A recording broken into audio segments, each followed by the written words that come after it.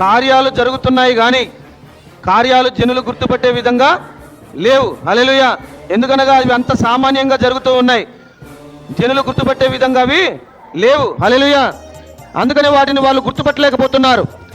దీనత్వంలోకి వచ్చి సామాన్యతలో ఉన్నటువంటి ఆ జనులు మాత్రమే వాటిని గమనించగలుగుతారు. హల్లెలూయా. అంత సామాన్యంగా జరుగుతాయి. ఎందుకనగా ఒకనాడు మెస్సియా వస్తాడని ఎదురు చూసిన వాళ్ళ కళ్ళ ముందే మెస్సియా నిలబడున్నాడు, కానీ వాళ్ళు గుర్తుపట్టలేకపోయారు. హల్లెలూయా. నేడు కూడా ఈరోజు జరుగుతున్నటువంటి మర్మాలు విప్పబడుతున్నప్పుడు సేమ్ అదే ప్రజలు అదే అంధత్వంలో ఉన్నారు. హల్లెలూయా. ఆమేన్. 30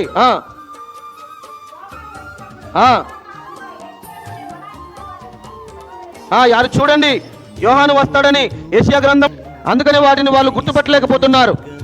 దీనత్వంలోకి వచ్చి సామాన్యతలో ఉన్నటువంటి ఆ జనులు మాత్రమే వాటిని గమనించగలుగుతారు. హల్లెలూయా.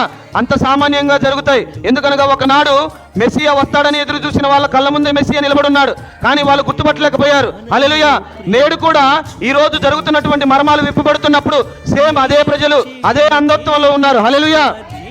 ఆ యెరూషలేములో ఉన్నటువంటి ఆ యొక్క పరిసయ్యులు, సద్దుకయ్యులు, యూదులు, శాస్త్రులు వీళ్ళందరూ ఎవరి కొరకైతే నిరీక్షణ కలిగి మొదటి రాకడకు ముందు యోహాను వస్తాడని చూశారో ఆయన రావడం జరిగింది.